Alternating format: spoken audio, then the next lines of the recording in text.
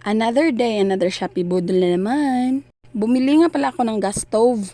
At syempre, ito ang napili ko kasi puti na. Hindi naman talaga ako makabili ng bulto-bulto kaya naghinay-hinay ako sa pagbili. Ito rin napili ko kasi maganda naman ang review kaya sinubukan ko. Dinouble check rin namin ang item kasi baka may sira. So far, wala naman. Asawa ko na nag-double check kasi expert siya nito. Alam niyo naman sa trabaho niya.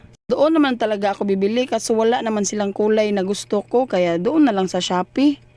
Nilagay rin niya ang stand sa gas stove. 4 na stand pala ito.